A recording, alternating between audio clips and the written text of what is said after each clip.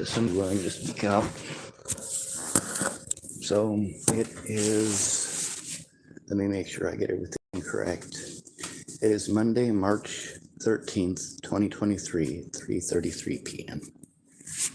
I am showing some of the evidence of, well, how much there really is. And this isn't even half of it. I've got USB drives that are full of evidence. I've got multiple phones that are full of evidence. Everything is full.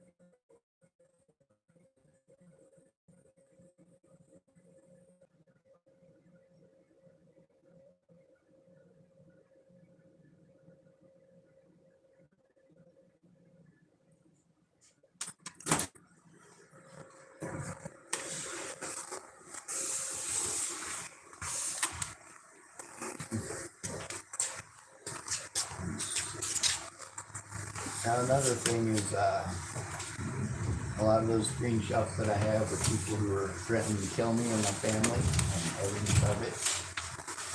A lot of those screenshots are also the head games that people played with me. People pretending that they were police officers or pretending that they were autism advocates or things of that nature. When it turns out that they were friends with people like my true dad, they were just playing head games. As far as most of my friends and family, I mean, they're alcoholics. What help was I really going to expect from them? You know?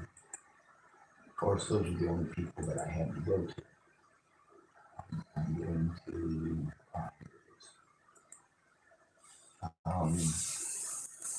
as far as the stuff that I sent to Natalie Volunteer, this is all stuff that I'll try sending to you on my own time so that way when we have in-person time, we can actually sit down and discuss what's going on.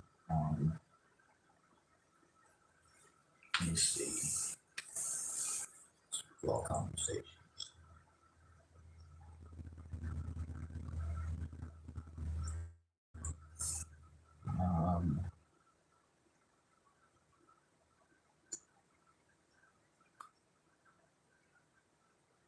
She had 2 different email accounts, and I've got stuff. This is stuff that says when it was sent. This one right here is one from Natalie that I sent you about her dad.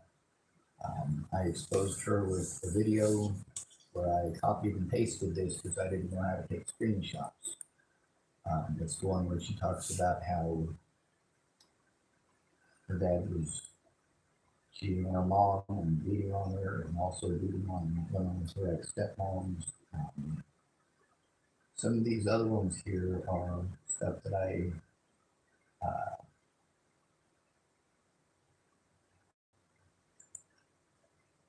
let's see, 115. That's the one that I exposed Kay Barnes with on the blog. That's the day before Natalie Barnes made that last public post. She was trying to retaliate against me for telling on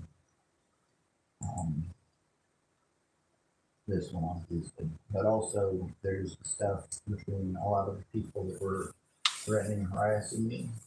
A lot of them actually contacted me in here and typed with me. Jack Mandrake, Sin, Moose, these are all witnesses that I'll be sending you in conversations with them.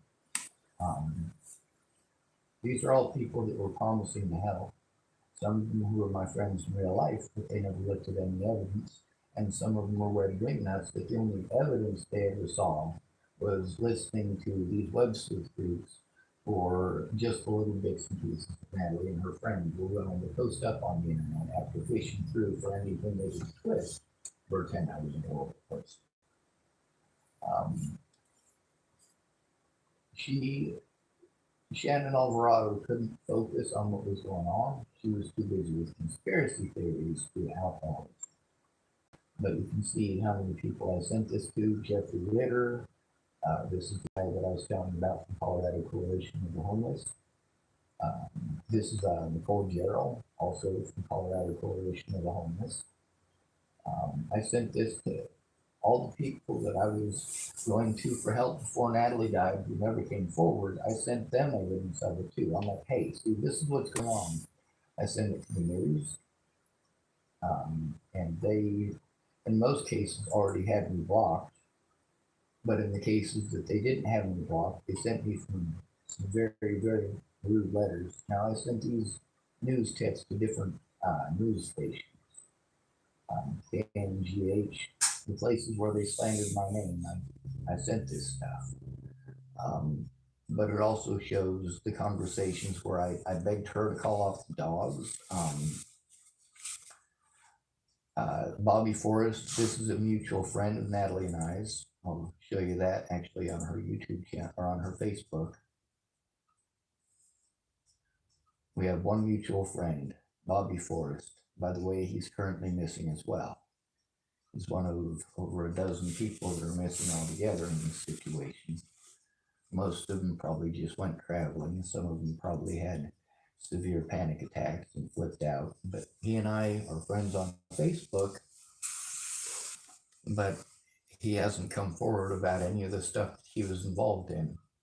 The stuff that he claimed to me in order to get me to react and speak up, he never came forward about the fact that he is the one that did that. I had to record him and post it on Facebook, like always. Anyway, this is December 13th. This is literally the day after I exposed her dad with that email. And I should probably pull that up too so that I can show you that I'm telling the truth. She was retaliating against me for telling on her.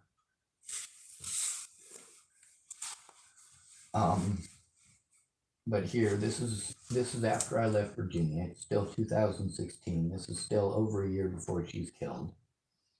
I typed, well, I am safe and in Nebraska. Pretty sure sorry won't help, but wanted you to know I was safe.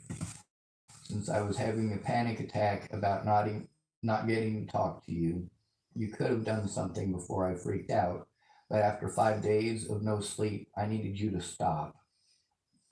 I am glad you won't ever have to know what that feels like, and also that it's not your fault I have panic attacks. Maddie stopped talking to me, and 3 people in Boulder threatened to assault me over how creepy what happened was, and that hurts me too. I'm not a mean person or a rapist, so I left Boulder. I don't want to be where people are mean to me.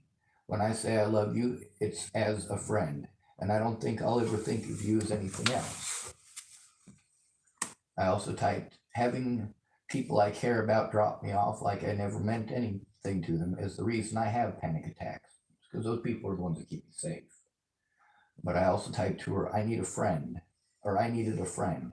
I won't kill myself over you. I will kill myself over you not caring. Your family won't be scared anymore. I won't be in pain all the time, and it won't matter that I wasn't worth talking to. See, that's the thing. People were harming me.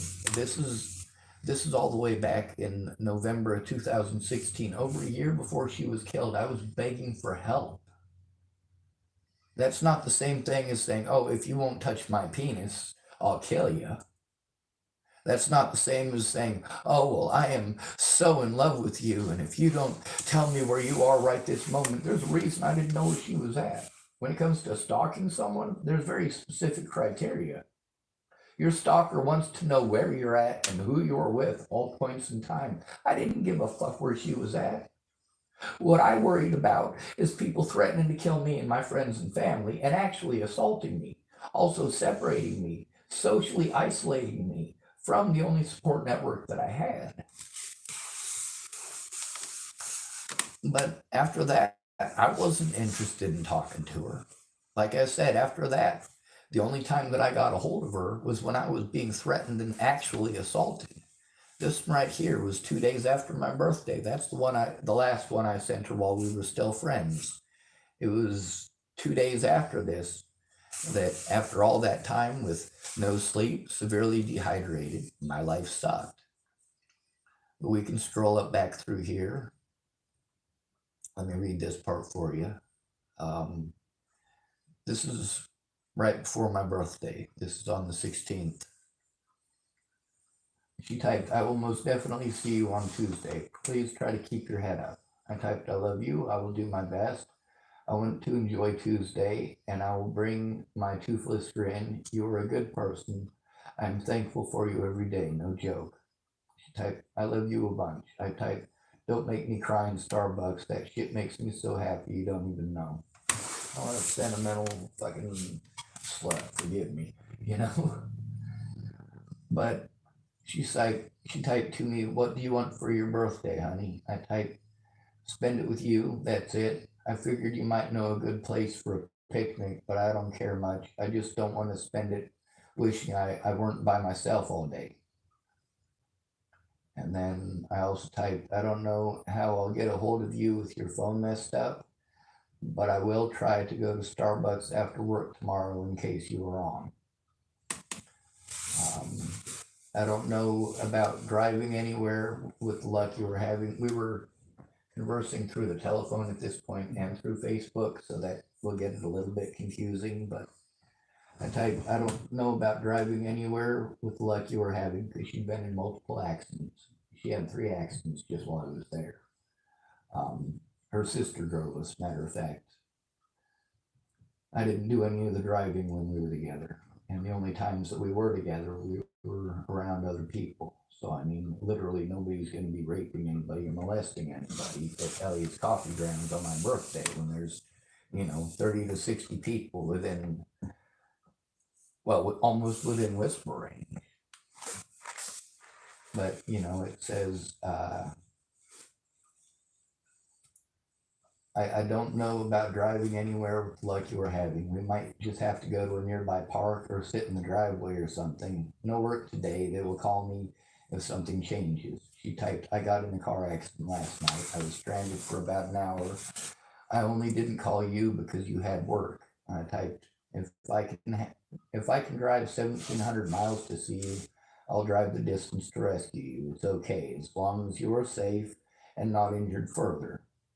Thank you for trying to be considerate, though. She typed, I'm hurting quite a bit, to be honest. No one picked up the phone. I was trying to get home. My buddy was drinking. He was going 120 and went off the road. Overcorrected, and we took out a light post. This is a different accident, by the way, not the one that she sent me pictures of. She typed, he blew a 1.8 and is in jail. Alicia's boyfriend had to come get me. I'm going to start playing the lottery. Day before my birthday. This is the day before last time I ever saw her. I typed, I think you should play the lottery. I'm also sure that I have over 20 friends dead from drinking and driving in the last 5 years. I don't think tomorrow is a good day to go anywhere if you are hurting. She typed below me, it's your birthday. She also typed, I'd really like for you to tell me what kind of a cake you like. Also, a gift you want, please. I typed, yeah, I'm half woman on my mother's side and a self-proclaimed lesbian. Chocolate is the only cake there is. As far as gifts go, your safety. I'd seriously freak out if you died. And by the way, I did freak out when she died. I got the video of that too, as well as the words of people who were there. It was a horrible experience. She typed, honestly thought I was going to die. So chocolate cake and what else? At least one more thing, please. Now, this is while I'm staying behind her sister's work. Mhm. This is while I'm supposedly stalking her 1,700 miles to Virginia. Right. This is while I'm supposedly some sort of a rapist or murderer or child molester or some fucking sick piece of shit. I typed to her, you are alive to see me. That's honestly all I care about right now. I mean, she'd had a few brushes with death. It was scary. I typed, if you must, 2 lottery tickets, one for you and one for me. She typed, I like that. She typed, do you know what time you should be off? I typed, there were 11 people and only one job, so I'm off. They will call if it changes. I've worked every birthday of my adult life, so tomorrow I'm not going. They're aware and thanked me for letting them know. Said to bring in some art on Wednesday. Type sweet. So when I wake up tomorrow, will you come get me and we'll start the day? It might be at 12, fair warning. I type yes, ma'am. There is nothing in the world I would rather do. She typed awesome. By the way, I was living in my car, and by this time, Alicia volunteered to quit her job at the Cricket store. The phone that I got, I had a flip phone. She changed the name over from the flip phone that was a Cricket phone, or that was a straight talk phone, over to Cricket. She also changed over the number so that it was in her name, so she was going to pay the bill. Then 10 minutes after changing it over, she quit her job and she never showed me how to use it. And it was broken and it was shattered and it did its own thing and it was hell. That phone's what destroyed all of our friendship. And it was fucking broken and Natalie knew it. Anyway, she typed awesome. I typed, I know it's TMI, but I got a potty. I'll be right back. She typed LOL okay. I typed, this is the most positive conversation I've had on Facebook in quite a while. It's kind of relieving. If you need some rest, go ahead and get some. I'm not going anywhere. She typed, I can't really sleep. I cried. I typed, that's where I've been for the last year. Panic attacks and such. See, I told her I had panic attacks. I didn't keep none of that stuff secret. I typed, at least I'm not in severe pain. I'm fine with chatting all day too. The boy called me the other day. It put a smile on me. You do the same. The boy is my friend Jamie Curtis' son. He's my favorite person in the whole world. She typed, I'm glad I can do that for you. I typed, just got a notice from Cricket about account change info, like I said. She typed, I typed, I'm kind of not familiar with smartphones, so I won't mess with it until I find out what's up. I'm assuming the phone was separated from Alicia's account. I'll have to ask her, are you feeling any better? She typed, I'm not sure about any of that, hun. And no, not at all. I feel awful. My body hurts and I feel sick. I typed, I started making room in my car. If you're hell-bent on seeing me tomorrow, I might install some extra padding and a barf bag. I don't know if Reiki or Shiatsu or I'd offer to help, but I think I'd hurt you worse. She typed, I am hell-bent on seeing you. I don't want to spend much time in the car, to be honest. I'm very overwhelmed with car rides right now. I typed, yeah, I'm scared of the cars. There's never more than two on the road in Chapel. Your drunk friend might be a better driver than me, so pushing, basically it's her and I's conversation going all the way back to when we first became friends. We didn't become friends until she was an adult. That's all the way back here at the beginning. And I've been trying to do, one person out of all my friends, one person has sat down and read through all these. Her name is Mandy Singer. And her take on it was that Natalie thought she was in love with me and couldn't take no for an answer, which is also the take that Dr. Ted Hill had on the situation, which, by the way, I do not have a diagnosis from him, but he did review some of the evidence and look it up. There's also from the prison by the name of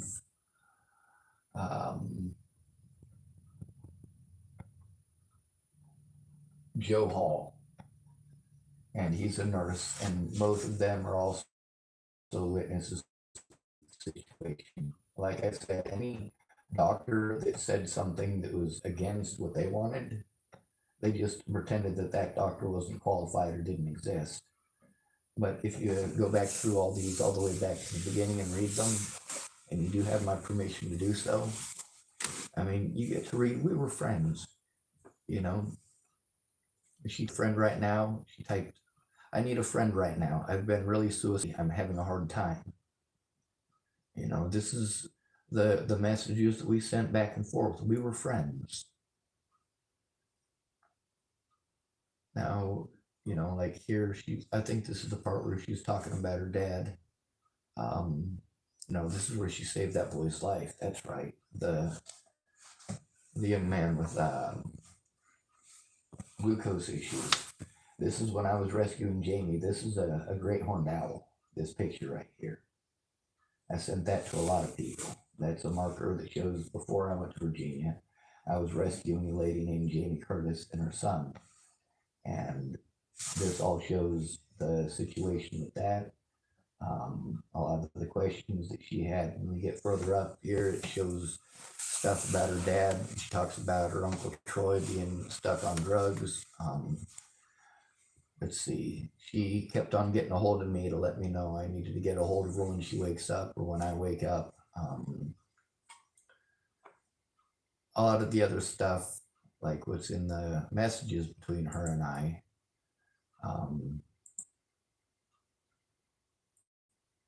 Let me find it. Is this it? Yeah. On here, the ones that are messages between her and I are from my old flip phone. I was able to eventually find it, even though it was stolen from me. Oh, come on. I'm scrolling, it's just not working.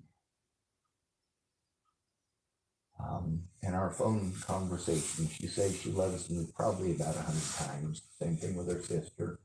They send me a lot of messages saying that stuff and inviting me to go places and so on and so forth. All the things that they claimed that were true that actually happened in Virginia, and they happened while obviously we were friends. Obviously, there's no stalking going on there. Obviously, it's not some, oh, Sean came here to try to molest me thing. It's so we were actual friends. It also talks about her being suicidal. It also talks about her family pushing her to it. This is Layla Johnson. This is one of my predators who pretended to be somebody she wasn't. And I need to find the lady whose face has been stolen to use as this profile and try to turn her in. This is me with a pile of dogs on me.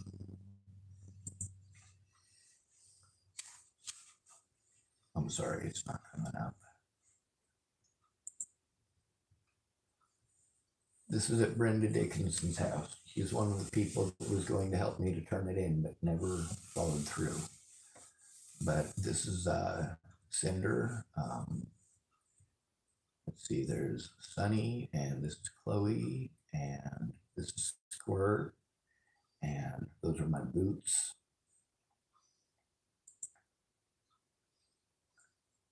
I got several of them with, oh, I didn't do that right. Basically, this is date coordinated though, because it's saved basically as it happened. When this picture was taken, I might have had to take a screenshot. But yeah, I definitely took pictures of everything that I possibly could. This is Desiree Leonard. She's one of my predators. This is Brett Roloff. He's the one that was digging through his own shit trying to find a bag of meth that he was overdosing on. This is Riley Johnson. People made a couple of fake profiles to harass me, claiming to be him. Later on, we had an argument because he's an alcoholic and didn't care who hurt me. It's stupid. Most of these people were not friends anymore because the stress of the situation and the fact that they, well, she ripped me off and he ripped me off and he just didn't care. This is one of the missing people that I helped find before Natalie was killed. Here's another one, Hannah Prendergrast. Here's some messages between myself and Joanna Taylor Smith, showing when I was blacksmithing. Now the ones I'm specifically looking for right now are, oh, this is the stuff between myself and Tim Beeson. You see how far that scrolls up? That's how long he was harassing me. That's how long he kept on typing at me and being a dick. He just kept it up.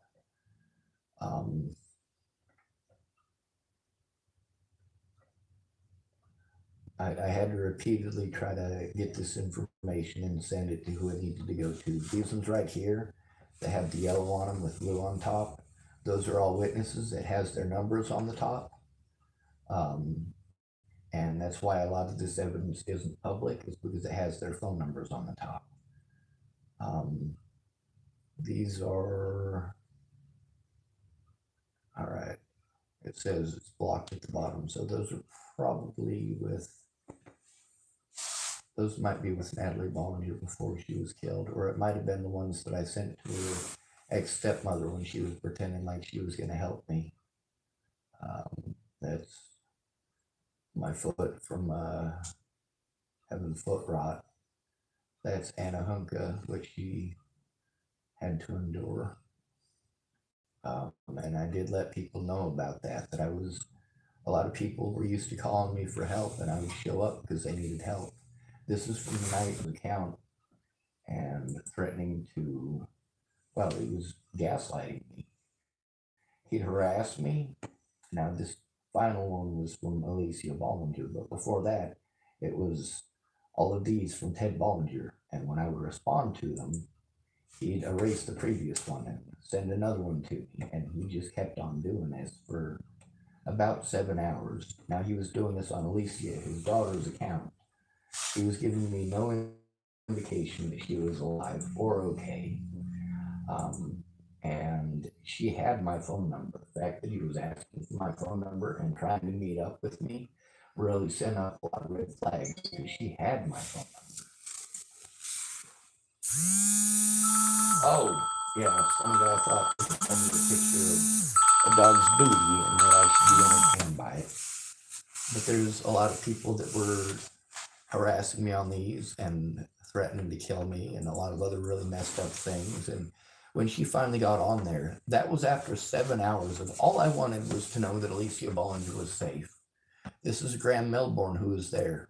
He slept through the whole thing while Laura Nelson got to see the whole thing. I also made sure that I saved the evidence with the replies and where it was at. I'm sorry that it's taken me so long to try to find the conversations specifically between Natalie and I. Oh, there's a deer I had to drag off the road. They tried claiming that I was threatening to kill Natalie's family because I had that squirt gun there with jalapeno juice in it.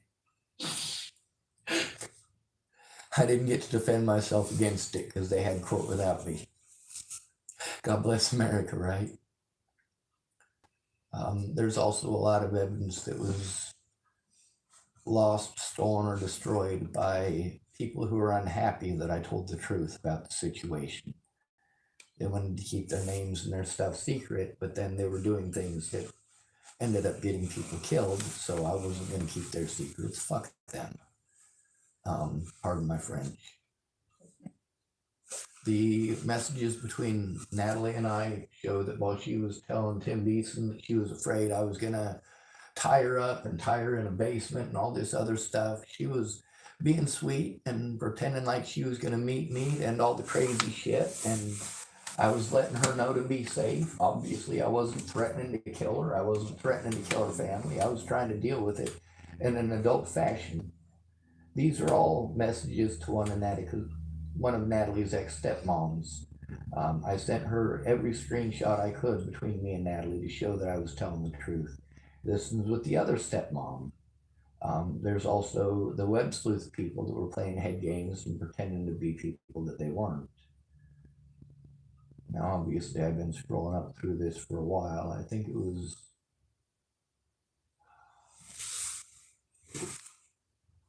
oh, here's a few recordings here about what I was doing before Natalie died. This is Lodgepole, Nebraska. I mean, it's literally between this and my YouTube channel. It's a record of where I've been for the last 6 years, all of it. So that when people say, oh, well, you did this and you did that, no, there's evidence of where I was at. Here's another dog pile on me. I think there's 6 dogs on me in this picture, and this is at Tom Nelson's house. Dog, dog, dog, dog. This one right here is an entire dog. Yeah, let's see. This is a whole dog. Okay. That's part of a dog. This is a dog that's off of the bed. This is a dog, and that's a dog. It's a tiger blanket, obviously. So it's just, That's what people's dogs do to me. People are like, you're a sicko, you're a perv, you probably kill somebody's kids and rape them and feed them to their dogs. Like, are you kidding me? Well, I could probably convince the dog to do it. They really like me. Kids really like me too. This is the stuff from some of the court paperwork. Now, the great thing about this court paperwork is that it shows that they outright lied. This court paperwork goes with the news stuff about Clearview, about how they were treating inmates or treating people who were in their care. I spoke up about them, and this is how they retaliated. They retaliated against Tibor Ote by killing him. And the stuff that I sent you shows that even the coroner in that county believes that Clearview covered up a murder of Tibor Ote. That's why they closed him down, by the way.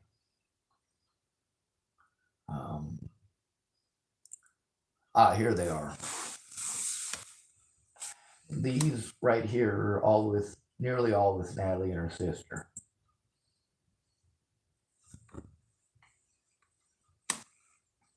Oh, come on.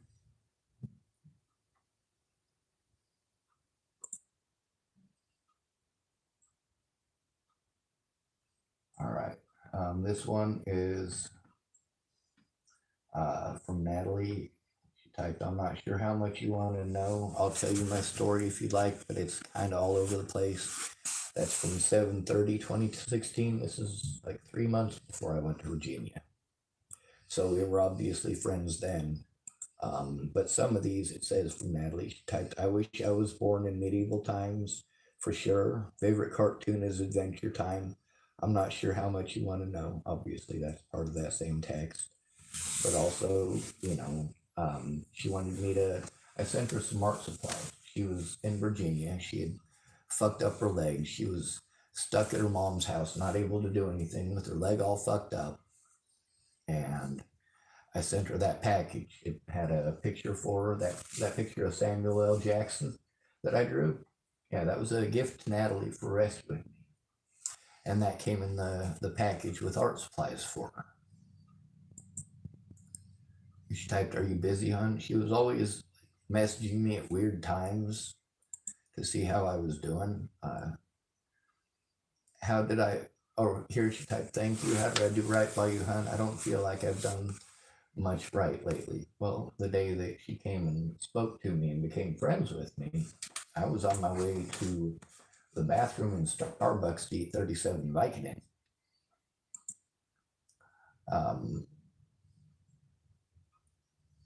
Like I said, I mean, this is the kind of stuff that she typed at me.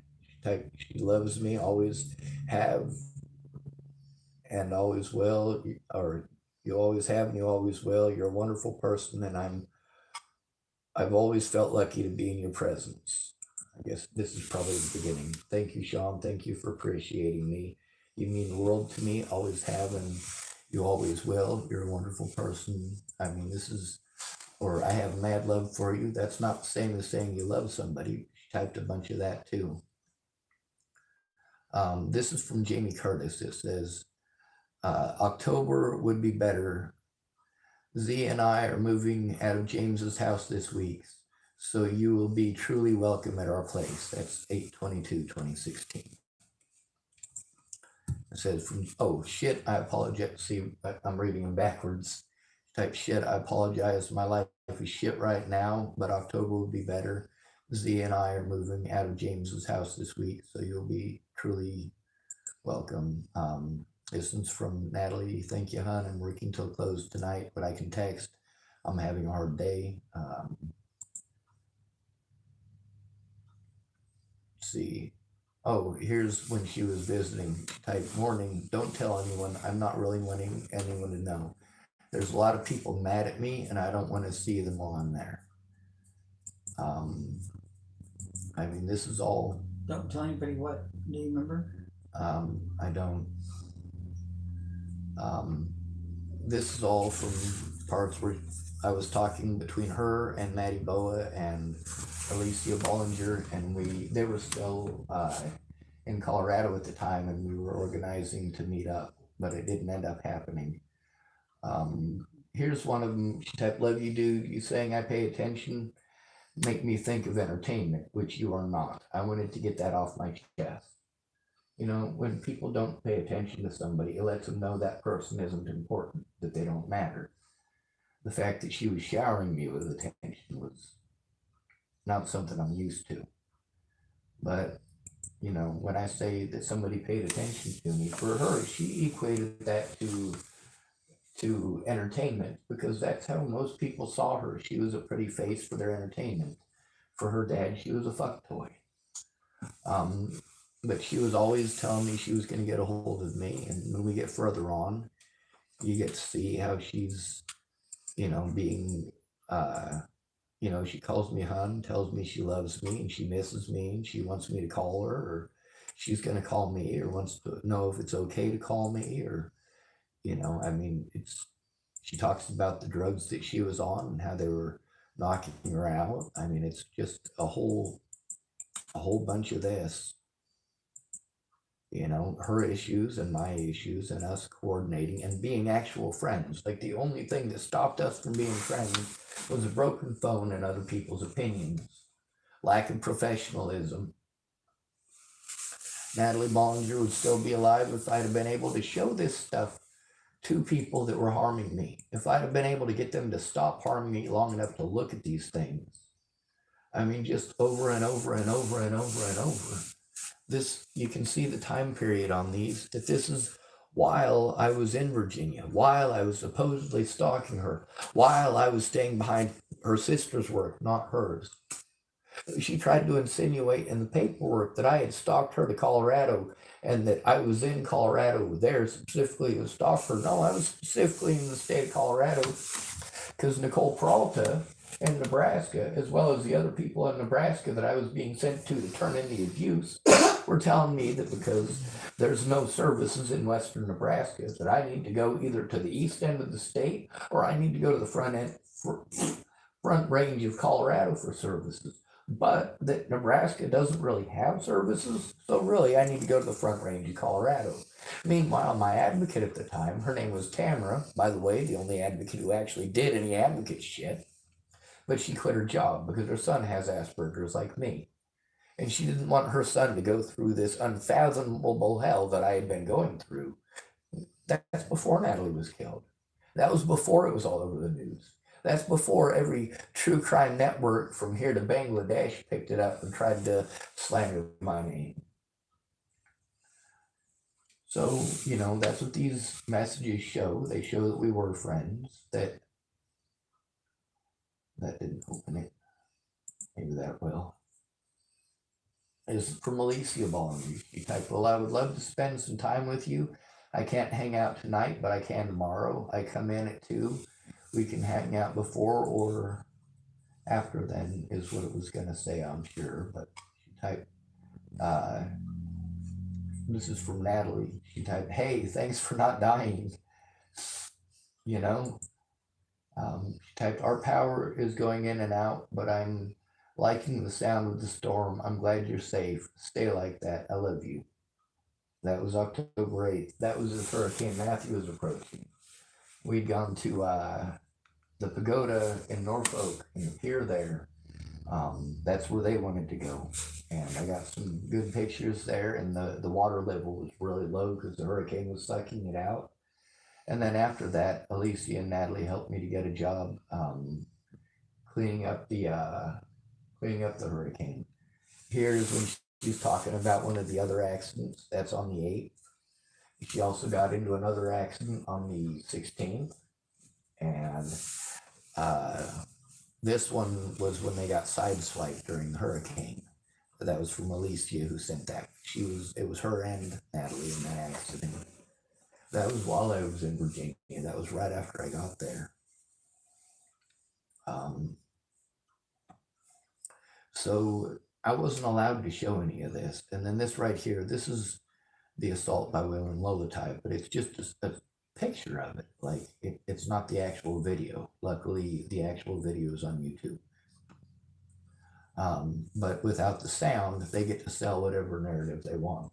Oh, well, he said this and he said that. Well, your body cameras showed otherwise, but, you know, I don't know. It's just, it's a picture of it. Like it's not the actual video. Luckily, the actual video is on YouTube. But without the sound, they get to sell whatever narrative they want. Oh, well, he said this and he said that. Well, your body cameras showed otherwise, but Of course, I was victimized every time I tried to turn it in. And you see, there's quite a few of these. They're not all with Natalie and Alicia. They're also with Maddie and some of my other friends at the time. Here's a sex offender named Derek Apodaca. He's one of the people who threatened and assaulted me over it. This is John Hickson. He wouldn't dare assault me because he's a pussy, but he had no problems threatening my life and telling me to kill myself. This is Cash, and that's not his real name. He's one of Natalie's ex-boyfriends. He's also a meth addict. Here's Tim Beeson, one of Natalie's ex-boyfriends, also a meth addict, also a heroin addict, also a dealer, and likes to talk about what a big belly badass biker he is. This is Natalie. This is Natalie. This is a memorial thing about Natalie. This is a missing persons post about Natalie. This is another woman who disappeared in Colorado because, like I said, Natalie's not the only person that I helped to find. I've been helping to find people since my little sister disappeared in 2015. This right here, I sent it to Rose M. Kelly. That's Natalie's mother. That's Rose right there, Rose M. Kelly, aka Rose himself. That's, I believe, a picture of Clearview Behavioral Health after I got out. I was trying to show the facility. That's the facility that was closed down for killing Tiber Hatay.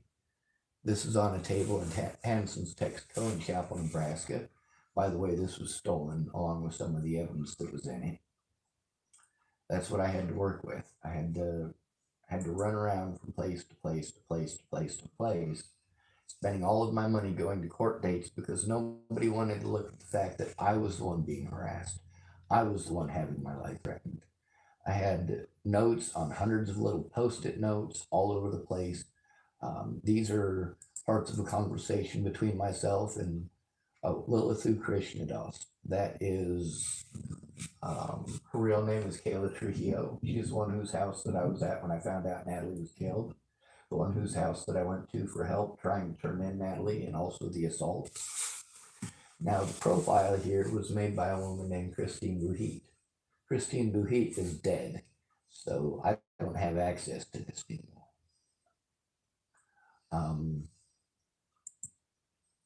This right here is messages between myself and Rose M. Kelly. I was trying to help find a missing person. I also gave my phone number. Rose Kelly accepted the request. She typed, so I read the message you sent around Mother's Day, and while it was hard to hear, I understood. My question now is, why do you feel the need to contact me again? I typed, since the day I left Virginia, I've been treated like a child molester and rapist. In my own hometown and in Boulder, where I saved lives and looked out for people like Natalie. Hit, spat on, keeping my mouth shut about those who victimized Natalie because she asked me to through all of it. I just wanted it to stop and needed it to be a peaceful solution. What I did to protect myself. I want my pain to end, Miss Rose. I hear you sick fuck in all the places familiar to me. I get hit by child molesters who call me a child molester, some who actually harmed Natalie and Alicia. I wanted to die every day since the day I was in front of your house. Scared shitless of a family of 6 running into me. Scared shitless you would take it how you did. And I knew when I saw the word stalker on the back of the cop car that people would be cruel, and I needed you to know that I wouldn't molest or rape her, that I loved her because she was the most wonderful person I knew. That's why I drew that picture for you in Virginia, to say thank you. People have been far more cruel in real life than I screamed at you about. Your voice would have made them stop with the truth, but your perspective got in the way, and so did your pain. Natalie was never in danger from me, neither is Alicia. Their predators even took part. They won't lock me up forever, and they won't leave me alone, and they won't kill me. So you were all still scared of me. I wasn't scared of Natalie. We were both scared of your opinion. I decided Ted because I was tired of being hit in Boulder by people I care about over things Maddie told them. And I still love Maddie and Alicia. and those who hit me, but I needed it to stop. I need to hear a kind voice. Most of all, need to know what to do to make Alicia never have to be scared of me ever again. See, that's the thing. They wanted to pretend like I would hurt them. And that's what all these people were harming me over. What is it going to take for Alicia Bollinger to quit playing wolf? Right. Anyway, Did she answer you? oh yeah, she did. But there's also quite a bit here. I mean, I did let her know. She asked me a question, and it was a long answer, and I did let her know. I also let her know about Ted Bollinger and the situation there. So I guess we can forward to that.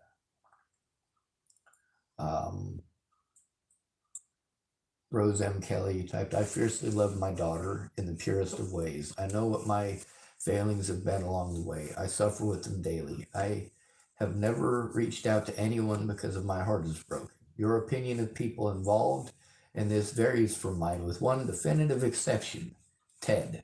That's her ex-husband. Mm-hmm. That's the guy who molested her daughter, the guy who she later assisted in getting away with it. Anyway, it says, I'm sorry you have endured the ugliness from people. I only hope that you are and will be okay.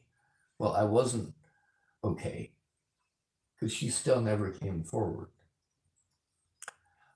Later on, she tried pretending like I threatened to kill her and a bunch of other crazy shit. No evidence, but she didn't have to have any. I was incarcerated. I couldn't even go to my court date.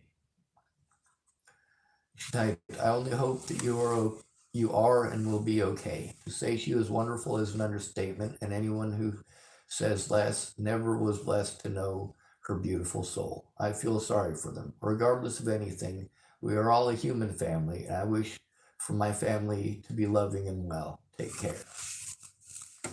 Now, the thing is that there's more to it here, of course. I sent her this about Ted Bollinger. That's the one that I was showing you earlier while him and Alicia were getting a hold of me and harassing me and all that. And Rose M. Kelly typed, I understand, Sean. I know completely how he is. But they never helped me to turn him in. None of them. Not one. Now, it's not that I didn't try to communicate. It's not that I didn't let them know what was going on. This is Christine Buhi.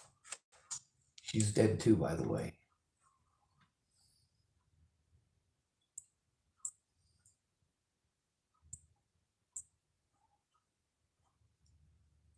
I mean, it's not that I didn't try.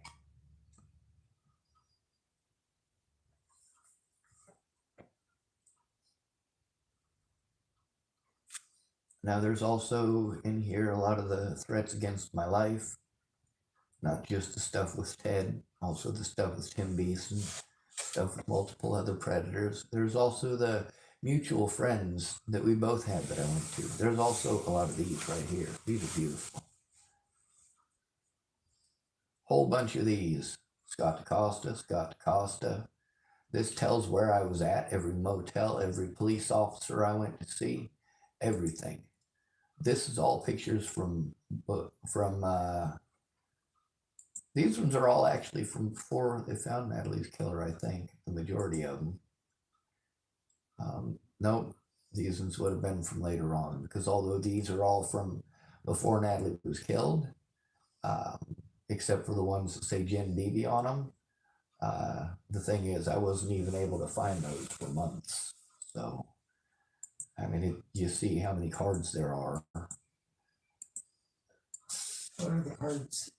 All of the people that I had to talk to because I was assaulted in connection with Natalie Bollinger's death. I was assaulted repeatedly and charged with assault by my assailants. They had badges. So Rose M. Kelly, I got a hold of her after a year of being threatened, harassed, and assaulted and treated like a child molester, while Natalie literally never told anybody I was a child molester or a rapist or anything of the sort. Right. Matter of fact, she even stated on her last public post that we never had a sexual relationship, ever. But nobody wanted to see that. Anything that doesn't fit their narrative of I'm a super psycho serial killer rapist, they refuse to look at. They say, oh, he's schizophrenic and delusional. Don't listen to him. Don't listen to him. He's mentally ill. He's slandering my name. And then I post up the evidence that it's not slander. And that's usually about the point that I have to worry about them committing suicide. See, Natalie Bollinger wanted to pretend that I was slandering her name.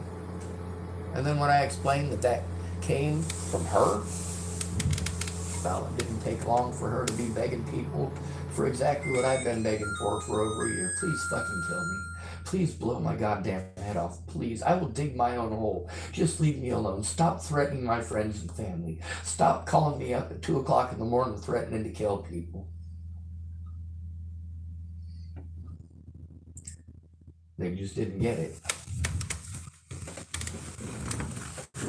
So these are a lot of the officers and the business cards of those officers. Some of them even have the times and dates on the back, but you can see how many there are. I literally have hundreds of these now. I'm supposed to remember the name of every single officer that I ever ran into and the exact time and day without having the reference of being able to look at this while I'm trying to tell it to them. So then I have to take it home and I have to fill it out on my own. But in the time that I'm busy filling it out, those officers know that I'm trying to turn them in. So they get a warrant to come arrest me on bullshit. And lo and behold, I have to start all over again. The picture that I drew for Natalie's mom that I was typing about, this is that picture. It's a picture of Natalie at her graduation.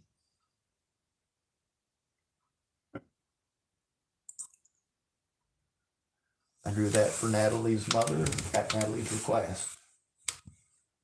I also, the messages between Natalie and I show that as well. That's one of the reasons for trying to show you that. Oh, come on. Did I freeze it up? I hope not. But hopefully now being able to show it to you, you get to see how we're just getting started and how incredibly complicated it is. I mean, how could they possibly expect anybody, mentally ill or not, to do this alone, especially while homeless, especially while false charges are taking away the money that they need to take care of themselves? I couldn't feed myself because literally all of my money was spent going to court dates in places where I was abused. Having to go to see my public pretender on a different day because she couldn't visit with me on the same day that I had court. And then I had to pay more money to go visit with an investigator who 100% of the time, the investigators were a no-call, no-show. And they could only meet me on a different day than court and a different day than my public pretender. So lo and behold, every time that I had one court date, I had to spend $300 to travel down there in order to have my court date, for them to postpone it, for my public pretender to be a no-call, no-show for my court dates, for them to be a no-call, no-show for our meetings. No matter what, it was no-call, no-show. And then no matter what, I'm the one punished. Then I'm told after 3.5 months of this crap that all of the stuff that they were supposed to requisition, according to the law, it's called, what do they call it? Discovery. Well, my public pretenders literally do not show up or do a goddamn thing for 3 months. And then I wasn't allowed to have it as discovery because the time limit was over because my public pretenders didn't lift a goddamn finger. That screwed me over, not my public pretenders. They still got paid.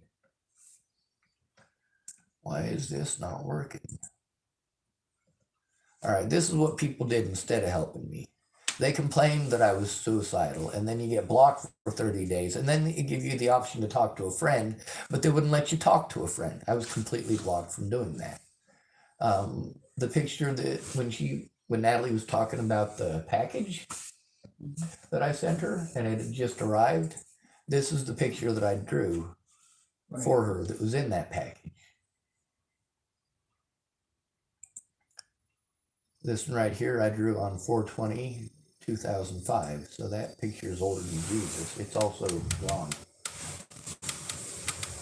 Nearly all of my stuff was stolen. All my art supplies, over and over. My computers were stolen over and over.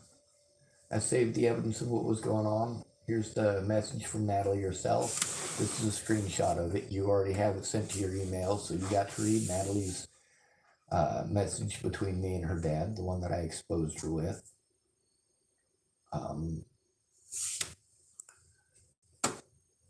So I mean, this all here, this is just screenshots, and it takes forever to go through it.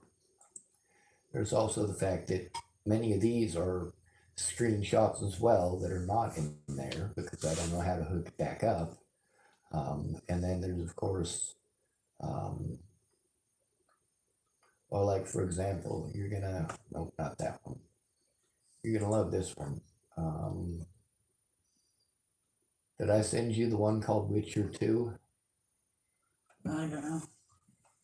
That one's got conversations with people that I stayed with. She admits to her daughter telling her that Andrew Witcher was molesting her, that she was on cocaine and that he was on meth.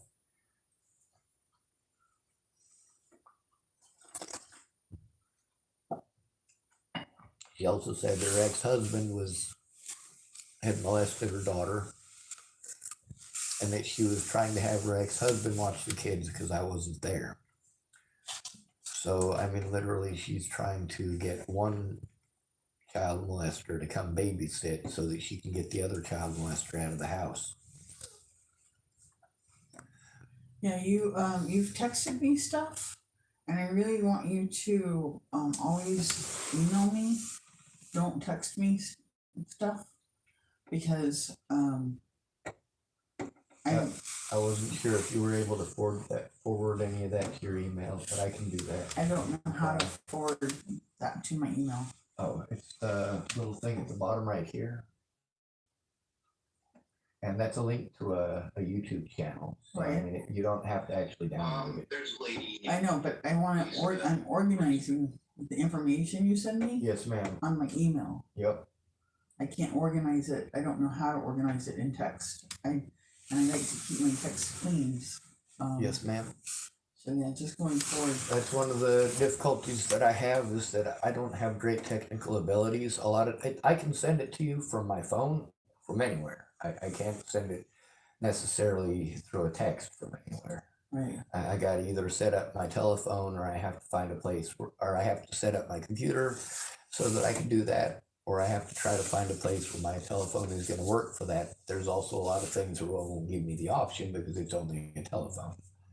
Like when somebody complains about a video or complains about stuff on Facebook, I can't appeal it on the phone. That's one of the things that screwed me over worst is after Natalie was killed, I could have gotten a hold of people, let them know what was going on, and sent them all the evidence that they needed right then and there. With the exception of the fact that so many predators were getting onto my Facebook and trying to call literally everything spam. They didn't change the algorithms for Facebook until almost a year and a half later. Thank goodness they finally did, but the amount of evidence that was destroyed is phenomenal. I mean, the amount of things that people can get away with in the course of just 1 year if people don't want to take a look or listen. When people want to say, oh, well, according to you, you're supposed to go to friends and family and you're supposed to turn it in right away. But according to me, you need to be patient and I'll eventually get around to it, maybe. The stuff that's on that paperwork from November of last year, that's the same shit that I've been saying since I was in Virginia in 2016, and in Boulder in 2016, and in Nebraska in 2016, and 2017, and 2018, 2019, 2020. So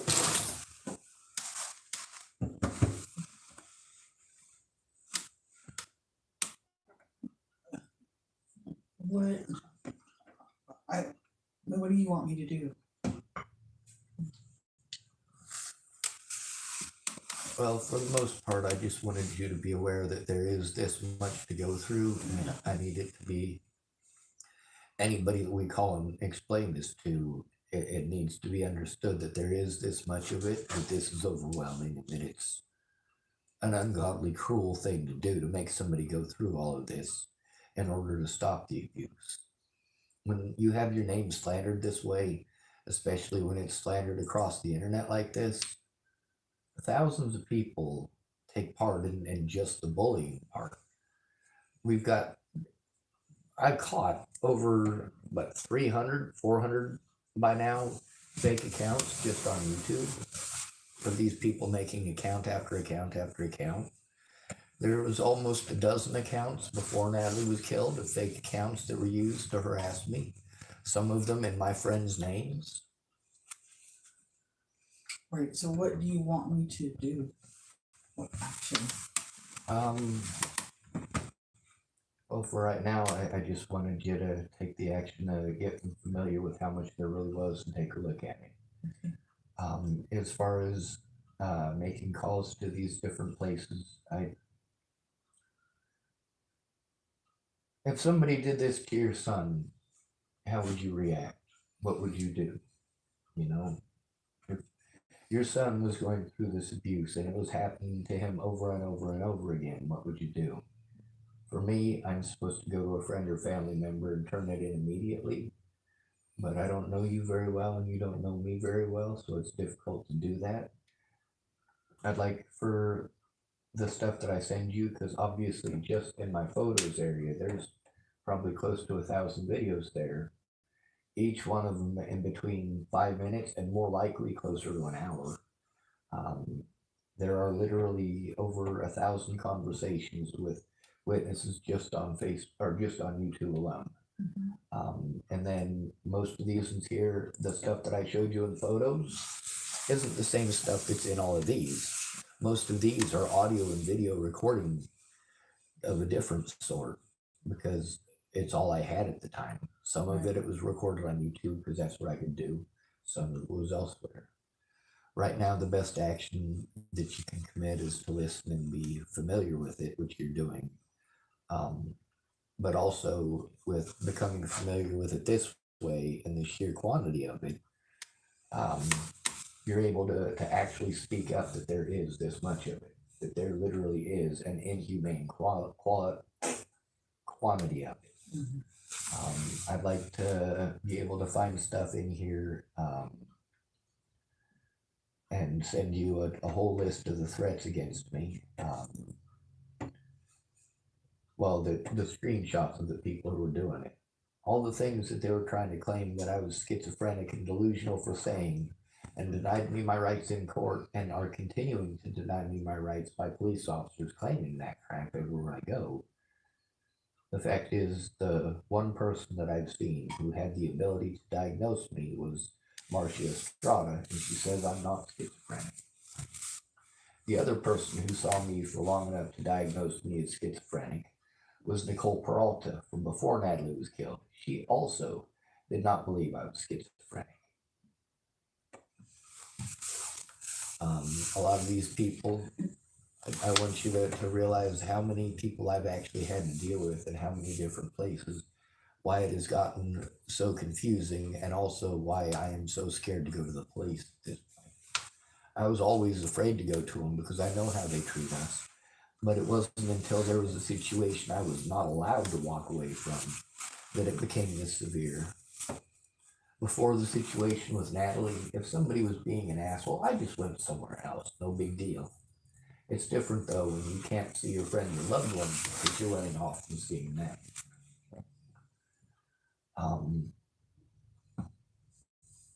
A lot of the stuff here, I also wanted you to be aware that they're like, you see this one? I don't know what's in here. I have no clue. It's some recording that isn't named yet. There's a lot of times where all I've got is, 20 minutes to turn on my computer, download everything off of my recording device onto the computer, and that's it. I don't have time to stick around. Oftentimes it's somewhere where people are hostile towards me for being homeless, or it's a business that is showing themselves to be anti-homo and so on. There's phone calls here, there's conversation with my sister, there's situations with the people that I was with where they were busy screaming and threatening to kill each other. I mean, it's a lot to go through. For me to be able to organize this will take a shit ton. Many of these are situations where all of these are from when I was in Colorado. This is right after the assault by Scott Costa, but it's before I was assaulted by Robert Warnick, I believe. There's multiple conversations. There's, like I said, hundreds and hundreds and hundreds of people that were involved, and I get treated like I'm crazy and none of them exist. With you being aware of how much there is, and that there's obviously proof that these people actually are real people, that they're not figments of my imagination, that the conversations we had are not delusions, kind of like you and I when we were talking to each other. And I probably shouldn't ask one of my delusions this, but are you a hallucination or a delusion? I don't know, does this hurt? No, but I felt it. Okay, well, you felt it. So that means you're not a hallucination or a delusion? Well, see, that's kind of the way I looked at it when people punched me in the face and I was told that I was imagining it. Or when officers tried to break my wrist and I was told I was imagining it. Yeah, we're gonna have to start winding up because 5 o'clock is our appointed time. Well, I'm gonna start shutting it down because I gotta pee. And the main thing today was that I wanted you to see how much of it there was. You've seen, I mean, my paperwork pile takes up half of your closet. There's also the fact that this is just one of 3 computers. This isn't including the multiple telephones full of evidence. This isn't including the USB drives full of evidence. These people made life hell. Anyway, I'm going to shut all of these down. But that's one of the things with having to try to find somebody that I can trust, that I can actually give this stuff to so they can look at it and help to find stuff instead of having to rely on me. If I'm down to my last $5 for the month and we got 2 weeks to go, I might not be able to afford to go into a Starbucks and use the internet there. Or I might not be able to afford to go to Fred Meyer's, or I might be told that I'm no longer allowed back at Fred Meyer's or no longer allowed back at McDonald's. And this is stuff that I do have to keep in mind. Yeah, because I need to go Okay. too, so. Go ahead. Yeah, who's doing the party yet, so. Is it right if I grab one of your tobaccos? Yes. Thank you, ma'am.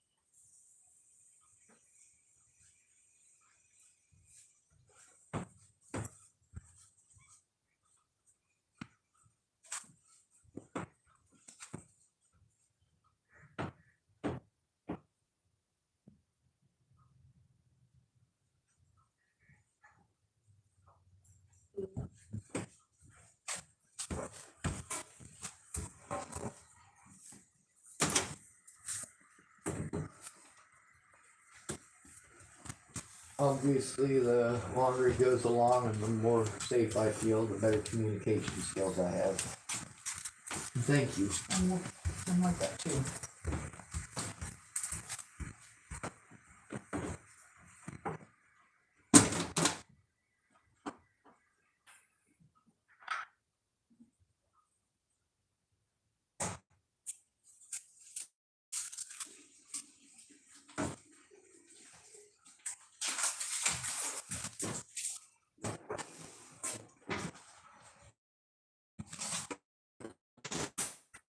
Also, I remember that quote from here. What quote? The reason that we don't have, or the reason that autistic people in America all show signs of trauma is because we don't produce autistic people in the United States who are not traumatized. A lot of the stuff that is most commonly associated with autism is also commonly associated with long-term abuse. They're trauma reactions. All right.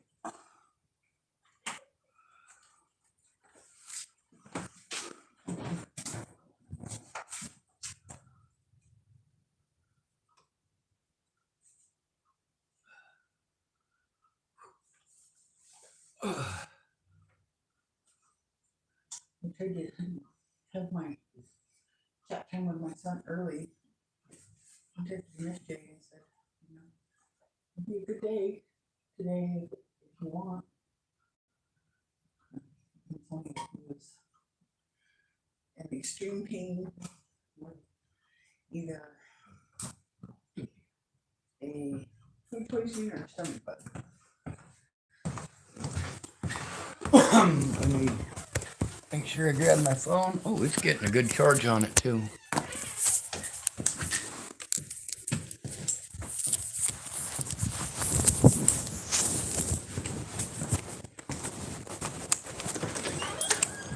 I did notice if I'm recording it, and people know it's being recorded, they do somewhat try to keep it on a more professional level instead of going off on a...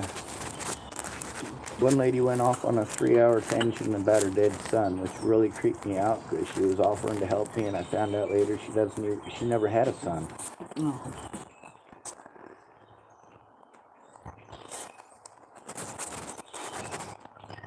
She had me going for a while too. I think she was one of the Stephanies.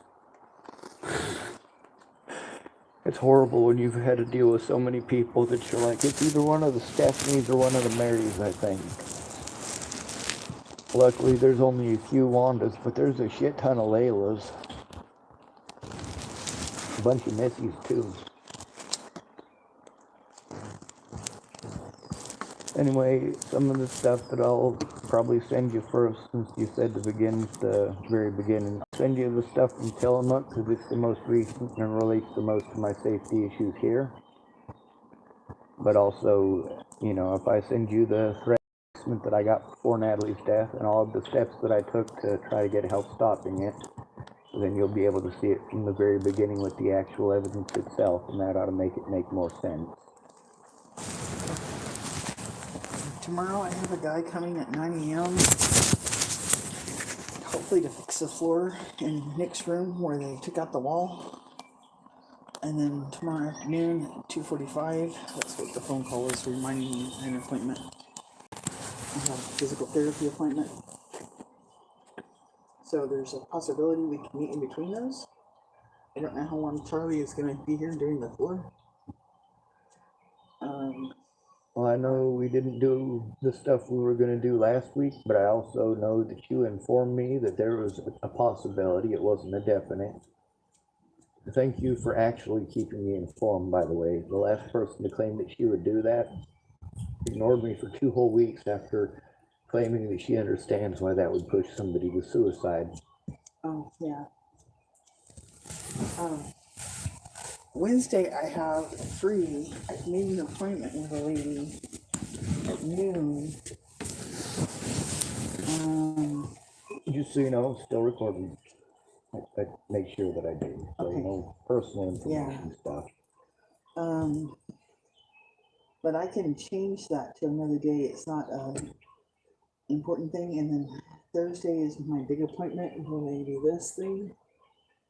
Oh God, I'm glad they didn't do it last week then. And then Friday, I have back-to-back in the morning doctor appointments. But I've talked to somebody who's had Friday this would done. be a bad day if you've had that done. Yeah. We should probably not do anything Friday, Saturday, or Sunday. That's what she told me. Yeah. She told me that actually the procedure's not bad, but the aftermath is. So apparently me paying attention in school actually amounts to something. I don't sound like such an idiot, and the doctor agrees. So, yeah, she said, that's what she wrote.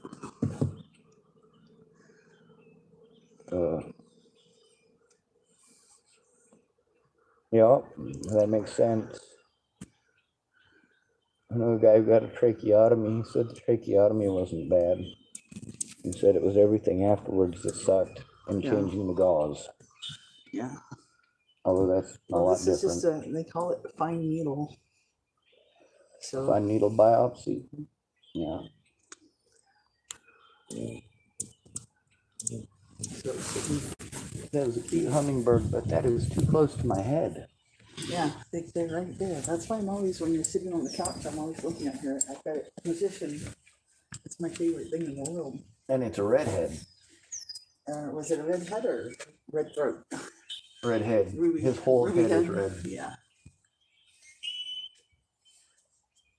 Yeah. A lot of people were telling me, hey, I'm surprised they still have hummingbirds there with the snow out.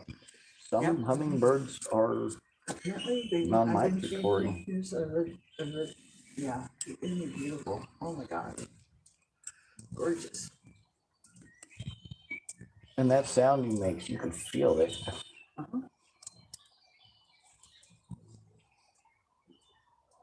There's two of them. Oh, they get lost. They'll have 3 or 4 of them out here fighting about who That gets- one's got some on the side of his head, on his throat. He's able to make it go away. That is so cool. He's not there. It's like a iridescent only from one angle. So if he doesn't make it go away, it just depends on the angle that you see him from. Ah, because right there, you look bright pink. Mm-hmm. And there you look green. Yeah, That is cool. depends on what angle you see the feather. I've got feathers in my book that are like that. You look at them, raven feathers are like that. Or if Yeah. you look at them and they're black. But if you look at them under a certain light, they're green. Or not a certain light, but a certain angle.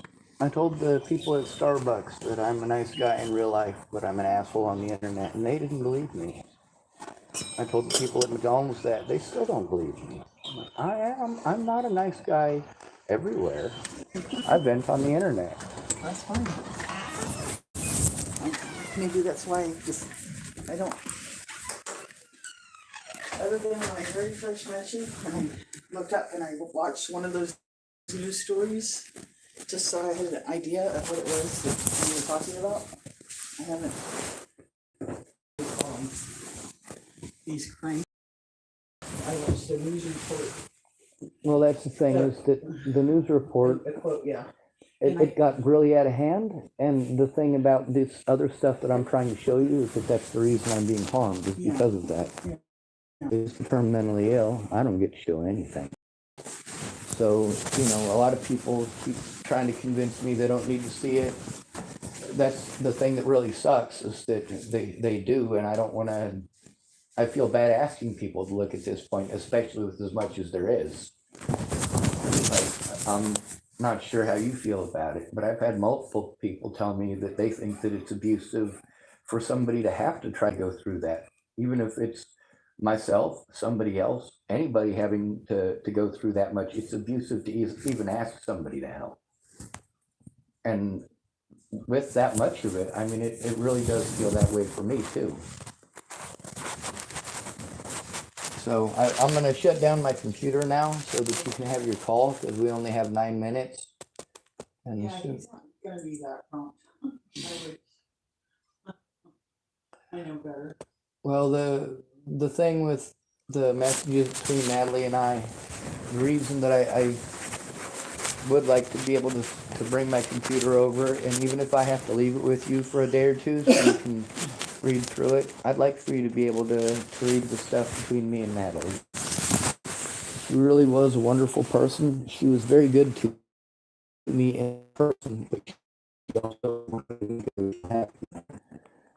it's all spelled out in the evidence. But when people, well, for example, when I'm supposed to turn it in, I'm supposed to go to a friend or family member and turn it in immediately. But after 6 years of not having a friend or family member that would do that, they want to tell me I need to be patient, I need to get a hold of hundreds of other people. I still haven't been able to turn in the crimes committed by Tim Beeson from before Natalie was killed. Not to mention the crimes that he committed after she was killed, along with multiple other boyfriends of Natalie's.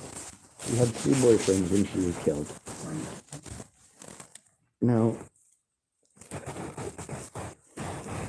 there's a lot of people that didn't want to look at it, and that's the problem with when the protocols are for you to go to friends or family. It's because it's assumed that your friends and family care enough about you and know enough about you that if you're being harmed over something that's untrue, they're going to speak up.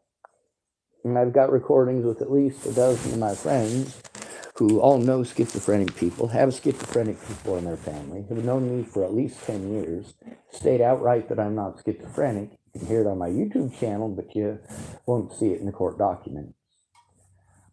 That's probably the next thing that I'll send you. I will probably send you the court document so you can see what was said about me in court. The rest of it is all evidence that those things that the officer said in court are lies, and also evidence of their motives for lying. Having evidence that they did in fact lie is helpful. Having evidence of their motives is helpful. Having the fact that Sarah Nelson is in prison, Michelle Vicini is in prison, Michelle Quinn is no longer the sheriff. Let's see, Polly Olson is on her way to prison. The two officers who killed Demetrius Shanklin, the situation with Waylon Lolatai, the situation with Chapel Housing. These are all things where all these people have been turned in and been on the news for it. So it's not just me and not just a figment of my imagination. It's a mass hallucination. Are all of the people in low income in Chapel, Nebraska, mass hallucinating what they went through? Are the other victims of Waylon Lolatai mass hallucinating Waylon Lolatai assaulting them? Obviously not. Sorry, I'll talk all day long. My computer should be shut down by now. Nope, it is not.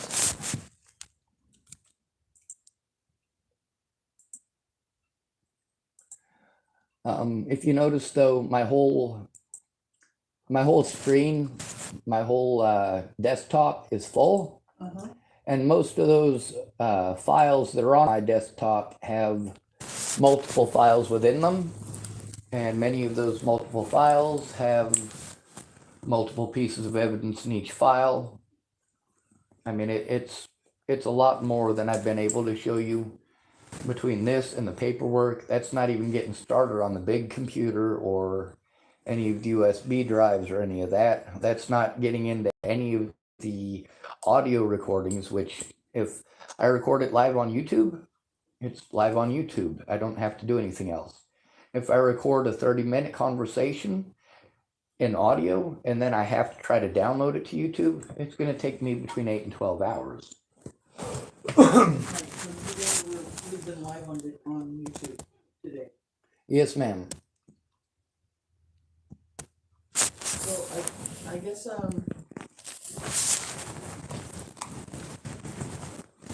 although there's a difference, because you can record it live on YouTube without having it be public. Right. And you can also record live on YouTube and have it be public. And most of the time when I record on YouTube, I record it publicly. And here I made sure that I set it to not public just in case you slipped, which you didn't.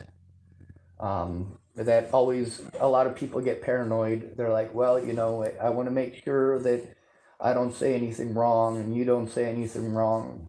And I'm like, hey, people are gonna screw up as long as you admit to it. It's not a problem. Yeah. I guess one thing, Sean, what I want to talk about is that I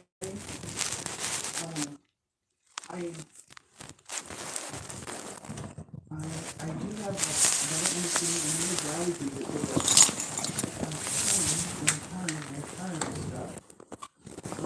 And now, yeah, I have a much better understanding, and it's still just the very tip of the iceberg.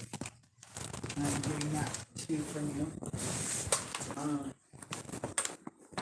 I'm still not sure how to move forward, because in my mind I'm still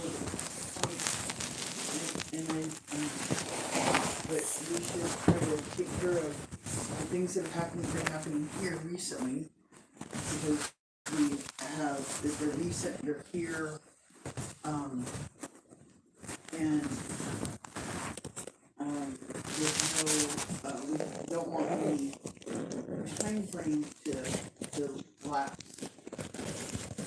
Well, that's the thing about the stuff in Hood River and Tillamook. The reason I'm here is because of that stuff there. Right. So as far as it lapsing, the stuff that happened in Hood, I got here almost a year ago. The stuff that happened in Hood River, there's not very much time to turn that in before destroy their body cameras. 1 year is all I get. So there's a few pieces of evidence that I need to get from them, but I also have to pay for them. So I have to get that from Hood River and also from the Dalles and also from here. The stuff that happened elsewhere because of the judicial misconduct, there is no statute of limitations on it. But in order to get a case started here, I have to be able to show the stuff in Hood River and the stuff here in Tillamook and the stuff in the Dalles because I've been going to these places and getting stuck in these places because this is where I'm being sent. If I'm sent to Portland and my car breaks down in Hood River, I'm stuck in Hood River until I get another paycheck. Right. So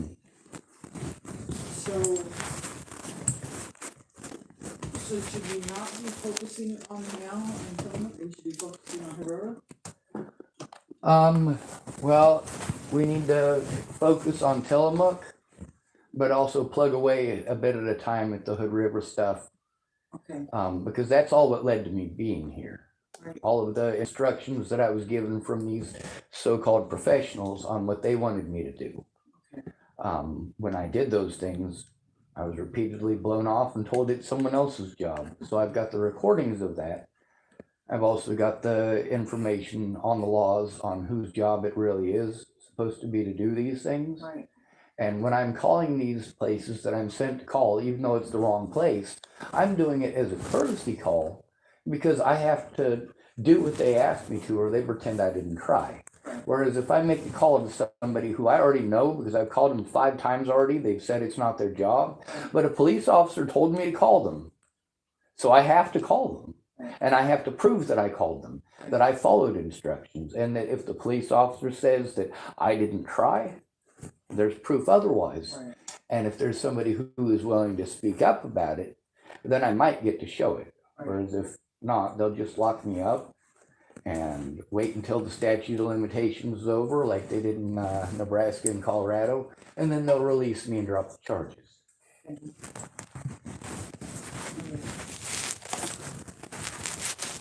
So, like most of the stuff, you are absolutely 100% on page with. That's one of the things that a lot of people couldn't grasp. They couldn't grasp that it's different for me than it is for them. A lot of women were sending me to places that they had gone to for help. And it turned out that most of these are women-only places that they're sending me to. And then there's also like Tillamook Family Counseling Center and also Tides of Change. Both of those places I've gotten horrible reviews from others about. I also have horrible reviews myself about them.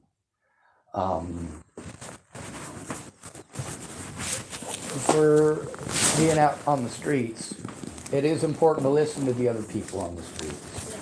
Claire, when she had to go through Tillamook Family Counseling, and several other people went through Tides of Change about the abuse they were going through.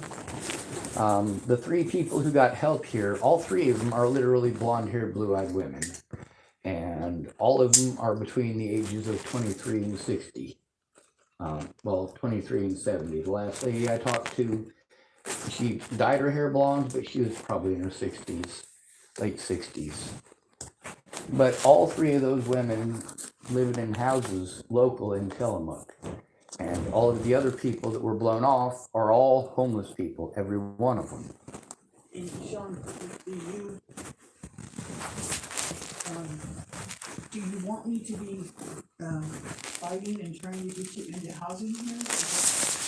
Or do you want me to stay here? I'm confused about that too. I don't want to stay here, but this is where I am. I'd like to go somewhere where I can get a fresh start before the cops fuck up shit like they did here, before they messed up by pulling the stuff that they pulled at the hospital, because that creates an unsafe situation for me to be here at all, and I have to be afraid. However, you are here, So you are the closest thing that I have had to an actual advocate in person who's sober. I'm going to stick around here as long as I need to get this stuff done, So but I should be pushing for shelter for you right now too. yes, ma'am. Good. But that's one of the things that is important to note. I was sent to all these places for help turning in my predators, and all of them just wanted to focus on housing. Yeah, no. And then once I finally got housing, they didn't do their jobs anymore. The people that were supposed to help me to get that housing to begin with was Jen Beebe and Nicole Peralta. And then they didn't. They didn't do any of that. They just ignored me for 6 months. Somebody else who was a volunteer had to help me to get those things, had to help me to get into housing again. And then as soon as she was able to get me into housing, her argument was, oh, well, you're in housing. We should just forget about everything. No matter how many times I called her up and say, hey, I was just assaulted again. Somebody else threw another beer bottle at me. There are more people screaming at me that they're going to kill me. I need help turning these people in. I was assaulted again, so on and so forth. Every time cops tell me you need to call Meg, she's your advocate. Advocate would say you need to call the cops, this isn't my job. The advocates who are paid advocates who are supposed to do this job, like Penny Cooper, Tamara, and Jen Beebe, other than Tamara, they were all useless. And Tamara only became useless because she quit her job to take care of her son. Are you still recording? Let me see. This I want it one's, recorded. yeah, this one's still recorded, and I can, let me see if it's still recording. Yep, it is. Go ahead. Okay, I just want to tell you, and we texted about this. I don't want any money from you. I don't want anything from you. Okay? I'm not looking for a relationship. I'm not looking for money. I'm not looking for labor. I'm not looking for anything from you at all. Okay? Well, it's a good thing I told you I'm gimpy and broke and have a tinky winky. All right, go ahead. So just, I want to make sure that you understand, and that's really clear. I am not looking for anything from you. Yes, Okay, ma'am. that's And not- that's something Because that I've you noticed. brought up the money, and you've mentioned that before, and people having ulterior motives, and I just want to make sure that you understand that for me, it's really crystal clear for you. That's not why I'm doing this. I'm doing this because I believe we all should be helping each other, period. That's how I view life. I Every agree. human should be helping every other human. I have always tried to do that to the best of my extent. And it's one of my, I guess what you would call like maybe a core belief. And so People are people. In my videos, at the very end of them, I say no victim left behind. And the reason for that is because I don't care what color you are. I don't care what my sign gender. on my door says, humankind, be both. You know? I'm only mean on the internet. Be both. Or if somebody is being harmed in front of me, I do get very mean and irate then. I'm not quiet when people are beating on children or dogs. That's being protective, that's a different thing. That's not being mean. That depends on people's perspective, because if they're mad at you for telling on them, they'll say, oh my God, you see, he did this because of this, he did this because of that. Right. I get to play games with people's head bias all the time. Right. So, I just want to make that like super crystal clear. And thank you for that. Yes, I have my own stuff, and yes, my own stuff has just kind of exploded on me too. And you've had that happen with other people, and I'm sorry that that's a reference point that has been in your life. I want to make sure you understand too. That's why I sent you the thing, the appointment thing, so you understood. I'm not making excuses, okay? I truly want to help. And that's all the stuff, that right there, when I'm trying to explain to you the issues that I have with all these people, I'm trying to explain to you literally the issues that I had with them, things that they did wrong, things that they did harmful, so that you can learn from the experience, and obviously you do.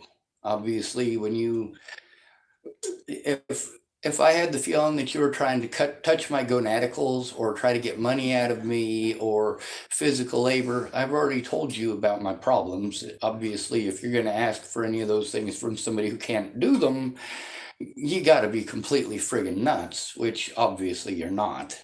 You're not asking me to. No, I'm sober. I don't drink. I don't do drugs other than what's prescribed. And even my prescribed drugs, I'm taking less of, and I'm trying to. I'm planning on quitting one against medical advice. I don't know. Today is. I think last night was the last time I want to take that med, and because I found out that it's just anyway, my stuff is. Well, I was on antidepressants for a long time, and the reason that they won't give me antidepressants is because I will kill myself on antidepressants. They make you worse. Yeah. Yeah, and that's one of the things that I try to tell people, like, you need meds. I'm like, meds don't stop abuse, first of all. And second of all, one of the things that is right on the bottle, right on the label, is that it increases chances of suicide and suicidal thoughts. So, Yeah. for me, I feel stupid because I've been taking a medicine for 2.5 years, and guess what the side effects are? Dizziness, coordination issues, gait problems, memory loss. the same exact issues that you've been having that you needed the medication for to begin with. I'm not getting medication for those things. Oh, I had thought those things were all because of my pseudotumor thing. When I saw the surgeon, the neurosurgeon, I found out, no, those are actually side effects of the medicine I'm taking for my tremors. Fuck Yeah. the tremors. I'm taking the medicine. I'd rather shake. see, that's Then the thing with Tourette not have syndrome. this. When they told me that the medications that I was on for Tourette syndrome would eventually kill me, and that's why I had a liver function test literally every 2 weeks, I was like, I don't want to take this. I would rather wink and blink and get punched once in a while for people thinking I'm a homosexual than have to come in here to this hospital and have you guys plug me into this machine and tell me, if by the time you're 30, you're going to be on a kidney dialysis machine. I'm like, I have Tourette syndrome. I twitch. That's not the same as wanting to kill people. Yeah. It's not the same as assaulting people. Why are you giving me medications that are literally going to kill me because I twitch? Yeah. No sense whatsoever. Yeah, and the medicine I'm on is for epilepsy. And it's like, it increases my chance of dementia 60%. 60%. Yeah. Like, how much of a help is that going to be? I know one lady who was on a blood thinner because she had too many kids. And the blood thinner they gave her made her crazy. And then they locked her up for being crazy and left her there for 2 years before realizing it was the blood thinner doing it. When I went to the neurosurgeon last week, I learned They also found out she needed niacin.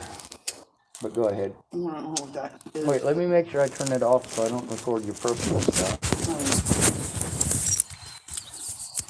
One moment. I haven't named meds.